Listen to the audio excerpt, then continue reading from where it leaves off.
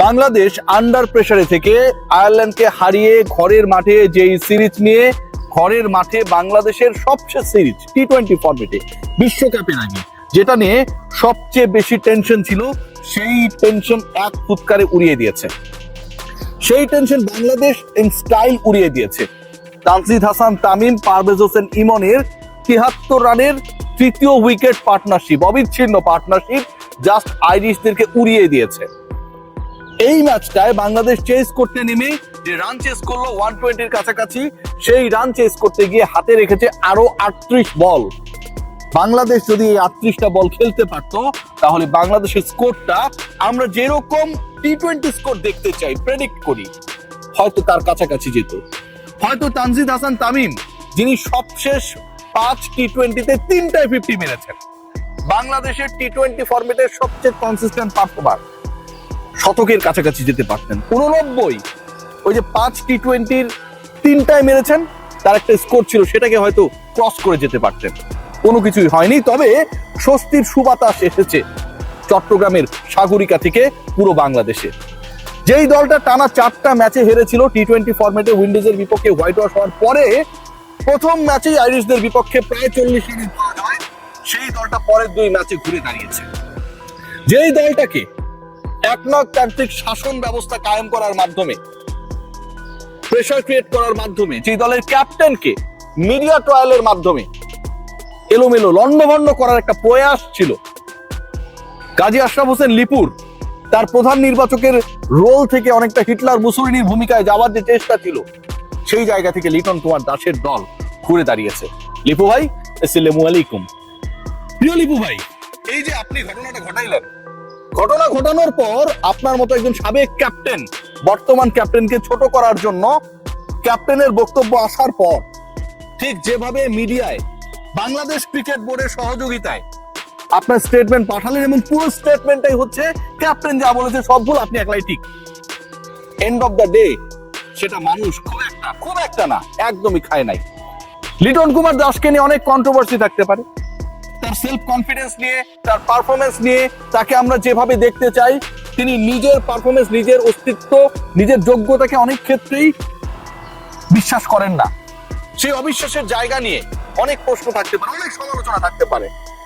But আপনি যত বড় নির্বাচক হন না কেন, যত বড় এক্স ডিরেক্টর হন না কেন, মাথায় রাখা উচিত ছিল লিটন বাংলাদেশের 18 কোটি মানুষের ক্যাপ্টেন, পরের বিশ্বকাপের ক্যাপ্টেন। মাহিদুল অঙ্কনকে দলে রেখেছেন, শামীমকে রাখেন নাই। আজকে শামীমকে এই ম্যাচের স্কোয়াডে রাখা হয়েছিল, তিনি 11-এও রেখেছেন। Liton Kumar Das, thank you again, thank to you. আপনাকে তো আমি আর আসসালামু আলাইকুম দিতে পারছি না।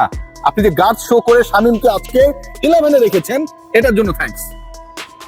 ক্যাপ্টেনের চয়েসে, কোচের চয়েসে বাংলাদেশের 11 হবে, দ্যাটস ফাইনাল, এবং সেটাই হওয়া উচিত। লিটন সেটা করেছে। এই ম্যাচটা দেখুন কতগুলো প্রেক্ষাপটে গুরুত্বপূর্ণ। বিশ্বকাপের আগে শেষ ম্যাচ, সেটা বলছিলাম, সেই শেষ ম্যাচে বাংলাদেশে এটা অলমোস্ট ডে ম্যাচ। কেন গুরুত্বপূর্ণ জানেন? শিডিউলটা দেখে আসেন।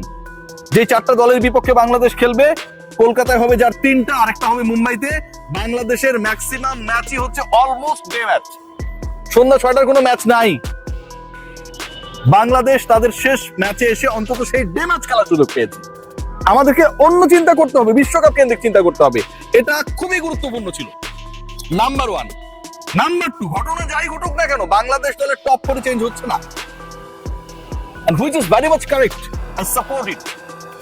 টপ 4 জন ব্যাটসম্যান, তানজিদ হাসান তামিম, পারভেজ হোসেন ইমন, লিটন কুমার দাস, সাইব হাসান, তারা যতই ফেল করুক আর সাকসেসফুল হোক, তাদেরকেই টপ 4 খেলতে হবে। এবং আজকের যে শিফটিংটা হয়েছে, সাইবকে উপরে ওঠা হয়েছে, লিটন তার পজিশন 3-এ ছিলেন, পারভেজ হোসেন ইমন 4 নম্বরে নেমেছেন, কি করতে পারেন দেখিয়েছেন।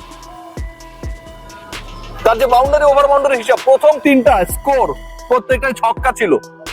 শেষে গিয়ে যে 4টা মেরেছেন, সেই 4 মন খারাপ করেছে।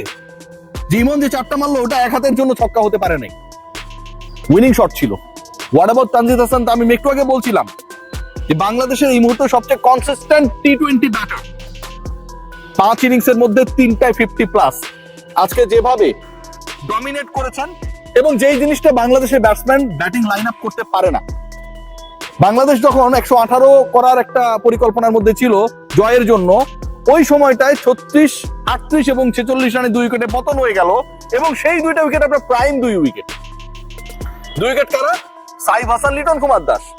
সেই প্রাইম 2টা উইকেট চলে যাবার পরে আমরা যা এক্সপেক্ট করি যে 46-এ 2টা গেছে, 65-তে 4টা যাবে, 87 করতে গিয়ে 6টা যাবে, শেষে গিয়ে সাইফুদ্দিন ম্যাচটা জেতাতেও পারে। সেই ঘটনা ঘটে নাই। তামিম এবং ইমনের সেই পার্টনারশিপ, সেই দুর্ধর্ষ ব্যাটিং আমরা দেখেছি 3য় উইকেট পার্টনারশিপে 73 রানের ওই জুটিটা আমার কাছে মনে হয় খুবই গুরুত্বপূর্ণ ছিল। 4 নাম্বার ইমন কেমন করে সেটাও দেখার লাস্ট চান্স ছিল, তিনি দেখিয়ে দিয়েছেন। আগের ম্যাচে ওপেনিং এ নেমেছিলেন, রান করেছেন, এবার নাম্বার 4-এ নেমে অপরাজিত থেকেছেন। That's very much good. So world কাপের প্রিপারেশন ওয়াইজ বাংলাদেশ আজকের ম্যাচে যেভাবে এক্সিকিউট করেছে, বাংলাদেশ আজকের ম্যাচে যেভাবে জিতেছে, বাংলাদেশ আজকের ম্যাচে যেভাবে ডমিনেট করেছে, বাংলাদেশ আজকের ম্যাচে যেভাবে সাফল করেছে, প্রত্যেকটা জায়গায় they deserve the full marks. What about our bowling department? Rishad Hossain, অনেকেই কমেন্ট করছেন, আমি যখন কোনো কন্টেন্ট বানাই বিপিএল নিয়ে, রিশাদের ব্যাপারে কমেন্টটা সবচেয়ে বেশি আসে। রিয়াসাদ ভাই, রিশাদ কোন দলে? রিশাদ বাংলাদেশে খেলবে না রে ভাই, অস্ট্রেলিয়া যাবে, অস্ট্রেলিয়া বিগ ব্যাশে খেলবে। এই যে বিপিএল এত কাহিনী, এত রং, উৎসবের আমেজের জায়গা থেকে বিষাদের ছায়াটা বেশি, সেই বিপিএল এর রিশাদ অংশ না। এনওসি নিয়েছেন, বিগ ব্যাশে খেলবেন, এরপরে বিশ্বকাপে যখন নামবেন আমি আপনাদেরকে লিখে দিব এই ছেলেটা বাংলাদেশের সবচেয়ে এক্সক্লুসিভ বোলার, এখনো তখন আরো বেশি হবেন, ভয়ঙ্কর হয়ে আসবেন। 4 ওভার বল করেছেন, 11টা ডট দিয়েছেন, 5-এর একটু বেশি ইকোনমি, 21 রান দিয়েছেন, 3 উইকেট নিয়েছেন। পল স্টাইং এর উইকেটটা যেটা সবচেয়ে গুরুত্বপূর্ণ ছিল, স্কোরটা আরো বেশি হতে পারতো তিনি টিকে থাকলে, সেখানটায় he played a big role. What about Mustafiz? 3 over ball করেছেন, 11 রান দিয়েছেন, 3 উইকেট নিয়েছেন, আইপিএল কর্তৃপক্ষকে আরেকবার নড়িয়ে চড়িয়ে দিয়েছেন। 16 তারিখে মিনি অকশন, সেই অকশনে মুস্তাফিজ সর্বোচ্চ ভিত্তি মূল্যের যে কজন ক্রিকেটার রয়েছে তাদের একজন, 2 কোটি টাকা। সাকিব আল হাসান 1 কোটি টাকায় সেই নিলামে উঠছেন। মুস্তাফিজ যে এবার দল পাবে, এবং গতবার দল না পাওয়া মুস্তাফিজ পরবর্তী সময় যেভাবে দিল্লিকে সার্ভিস দিয়েছে, ওই দলটা যেমন আফসোস করেছে, আর এবার মুস্তাফিজকে কেনার জন্য যে একটা বড় ধরনের প্রতিদ্বন্দ্বিতা হবে সেটা নিয়ে কোনো ধরনের ডাউট নেই। কোন দলে যাবেন পিচ, এটা হতে পারে একটা বড় আলোচনা, এবং সেখানটায় মুস্তাফিজের পরের দল হতে পারে তার সাবেক 2 দলের একটা, কলকাতা বা চেন্নাই, কারণ তাদের ঝুলিতে সবচেয়ে বেশি খরচ করার মতো অর্থ রয়েছে। আজকের এই পারফরমেন্স, শরীফুলের 2 উইকেট, মুস্তাফিজের 3 উইকেট, রিশাদের ঝলসে ওঠা, বাংলাদেশের ব্যাটিং ডিপার্টমেন্ট শুরুতে ভালো একটা স্টার্ট করার পর পাওয়ার প্লেটা যখন বাংলাদেশ মোটামুটি কাজে লাগাচ্ছিল মনে হচ্ছিল, সেই 6 ওভারের মধ্যে 2 উইকেট হারিয়ে ফেলা, লিটন কুমার দাস সাইফকে হারানোর পরে যখন মনে হচ্ছিল ওই যে 65-তে 4টা, 87-তে 6 উইকেট চলে যাবে, সেই জায়গা থেকে আর উইকেট না হারানো, অবিচ্ছিন্ন 3য় উইকেট জুটিতে 73 রানের পার্টনারশিপ করা, অপরাজিত থেকে 4 মেরে দলকে জেতানো, প্রথম 3টা বাউন্ডারি ওভার বাউন্ডারির প্রত্যেকটাই ছক্কা মারা ইমনের দ্বারা, 6 মেরে হাফ সেঞ্চুরি করা তামিমের, সব মিলে বাংলাদেশ দল আজকে যে পারফরমেন্সটা করেছে, হোক সেটা আয়ারল্যান্ডের বিপক্ষে, আজকে হেরে গেলে সিরিজ হেরে যেত, তখন আপনারা আমরা সবাই গালি দিতাম। So we have to put hour hands together, তাদেরকে প্রেজেবল অবস্থায় নেওয়ার জন্য যথেষ্ট। আবারও বলবো, এই দলটাকে ডিস্টার্ব দিয়েন না। লিপু ভাই, আপনি দয়া করে ডিস্টার্ব দিয়েন না, আপনি কি ছিলেন, আপনার সময় ছিলেন, পোলাপানদের খেলতে দেন। ক্যাপ্টেন আলটিমেটলি ডিসাইড করবে, প্ল্যান করবে, যেহেতু আপনি মাঠেও যান না, খেলাও দেখেন না, মিডিয়ার সামনেও আসেন না, বিপিএল এর অপশনও নাকি আপনাদের কেউ দেখে নাই। সো আপনি দয়া করে এই পোলাপানদেরকে ডিস্টার্ব করেন না। ওরা আপনার কাছে এমন না যে আপনাকে কোনো কিছু বাধ্য করে, আপনি কোনো কিছুর জন্যই বাধ্য না, আবার আপনি যা বলবেন সেটাও ফাইনাল না, কারণ আপনার উপরে ক্রিকেট অপারেশনস রয়েছে, তার অতি উপরে রয়েছে আমার অতি পরিচিত, অতি প্রিয় বুলবুল ভাই। বুলবুল ভাই, আসসালামু আলাইকুম, সবাই ভালো থাকবেন।